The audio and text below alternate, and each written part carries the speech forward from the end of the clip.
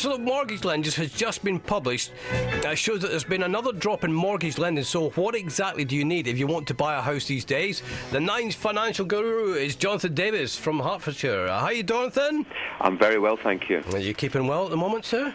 Yes, trying to stay away from the rain in this beautiful summer. All right, is it raining where you are? A little bit in East Hertfordshire, just tipping us. All right, I'll just hear. Is that the rain behind you, Jonathan?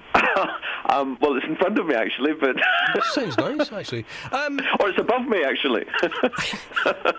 What do we have to do now to get a mortgage, Jonathan? Yeah, well, I'll answer in a second, but I have to ask the question, why on earth would we want a mortgage? But we'll come back to that. Well, I certainly need a bigger deposit than you used to. In fact, 6-9 months ago, you could get 125% mortgage, so you're immediately in negative equity, which meant that you owed more than the value of the property. Then it went down to 110%. You could get then 100%. Now it's basically 90%, and that's if you're AAA rated, gold-plated, no credit card debts, etc. If you're in the buy-to-let world, you basically need about a 30 to 40% mortgage. And you know what? The way the banks have lost money hand over fist in the last couple of years, I think you'll find that normal mortgages are going to 20 or 30% deposit in the next couple of years. The buy-to-let market is screwed as well, isn't it? Totally and utterly. Actually, economically, it hasn't been of any value for, I would suggest, the last 2 or 3 years. But unfortunately, tens, indeed hundreds of thousands of people got sucked into a mania right at the top of, according to the Economist Journal, the biggest asset bubble in history. And yes, those people who got into buy-to-let in the last few years are in serious financial shtuck. So let's go back to the original question then, Jonathan, because you've got strong views about the mortgage thing, and I've got 2 young lads. Should I be depressed that they'll never have a mortgage? I can't ever see it. Oh, no, not at all. On the contrary, you'll find in 2 or 3 years the world economy will be rebooted, as it were. The banks will have recapitalised their balance sheets. They'll have money in their own accounts, and they'll be able to start lending again. Oh, no, on the contrary, your kids are in a brilliant position if indeed they haven't got their foot on this mythical ladder. Actually, it's a snake, and it will be for the next couple of years. So they will to get mortgage in future. But can I just go back to that question, why would people want to get a mortgage just now? If you're not in the housing market, if you haven't bought, if you haven't invested, if you haven't traded up, don't touch property with a barge pole for the next couple of years.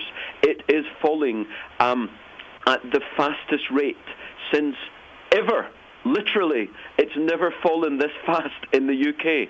And I said to you over the last year on this programme a couple of times that our forecast at Armstrong Davis was that prices would fall about 35% over the next 3 or 4 years. And the Halifax and Nationwide have indeed told us that prices have fallen more than 10% in the last 9 months. We're well on track for that forecast to come true. Your kids will do well by staying out of the market for the next couple of years. If there's anybody with their house in the market right now, Jonathan, crikey, they'll be shaking their heads listening to you.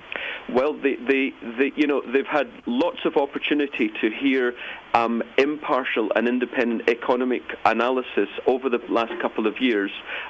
Frankly, if they haven't listened, if instead they've listened to vested interests like banks, building societies, mortgage brokers, and above all, estate agents, well, frankly, they've only got themselves to blame. You don't go to an estate agent and say, tell me about the housing market, because actually they're going to tell you what they want to tell you. They're not going to give you an impartial view.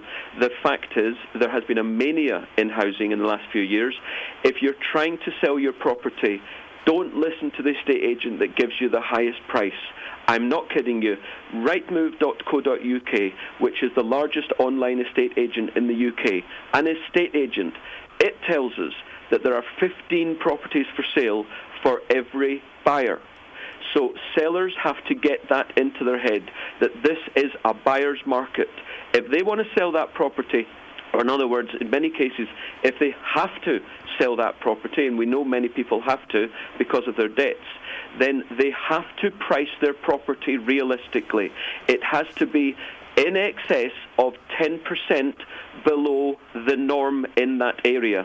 So if the norm in that area is 300,000, it has to be below 270,000. Jonathan, it's a real eye-opener. Jonathan Davis there from ArmstrongDavis.com. Now, if that's kind of depressed you, we thought, because we kind of knew Jonathan would give us the nitty-gritty, he always does.